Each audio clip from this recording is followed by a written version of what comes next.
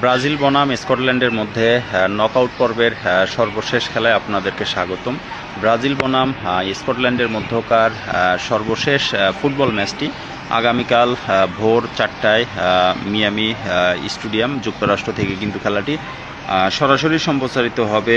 Group C থেকে কিন্তু দুইটি দল কিন্তু খেলছেন। ব্রাজিল প্রথম ম্যাচে কিন্তু হচ্ছে হাইতির বিপক্ষে তারা কিন্তু মরক্কোর বিপক্ষে 1-1 ড্র করেছিলেন এবং পরবর্তী ম্যাচে হাইতির বিপক্ষে কিন্তু 3-0 তারা কিন্তু জয়লাভ করে 4 পয়েন্ট নিয়ে তারা কিন্তু পয়েন্ট টেবিলের অবস্থান করছেন এবং তাদের 32তে যাওয়ার জন্য কিন্তু একটি পয়েন্টের প্রয়োজন।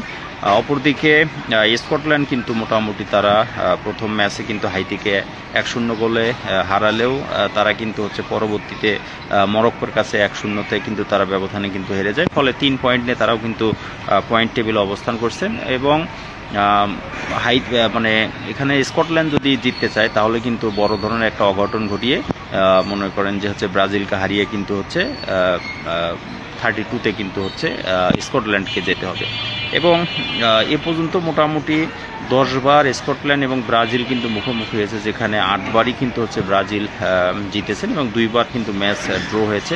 আজকের ম্যাচে যদি ড্র হয়ে যায় আগামীকালকের ম্যাচে, তাহলে কিন্তু ব্রাজিল সরাসরি 32তে চলে যাবে এবং স্কটল্যান্ড কিন্তু হচ্ছে সেখান থেকে পিছিয়ে যাচ্ছে।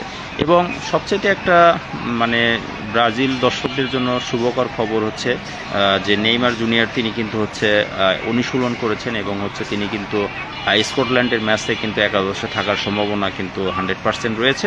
এবং ব্রাজিলের তারকা বার্সেলোনার তারকা খেলোয়াড় রাফিনহা তিনি কিন্তু হচ্ছে ইনজুরির কারণে কিন্তু স্কটল্যান্ডের বিপক্ষে মাঠে থাকতে পারবেন এমন একটা বিষয় কিন্তু মানে জানা গিয়েছে আর কি। অপরদিকে মোটামুটি হেড টু হেড যে বিষয়টা হচ্ছে আন্তর্জাতিক ক্রিকেটে বললাম যে 10 বারের মধ্যে 8 বার কিন্তু ব্রাজিল জয়লাভ করেছেন এবং স্কটল্যান্ড কিন্তু 2টি ম্যাচ কিন্তু ড্র করেছেন।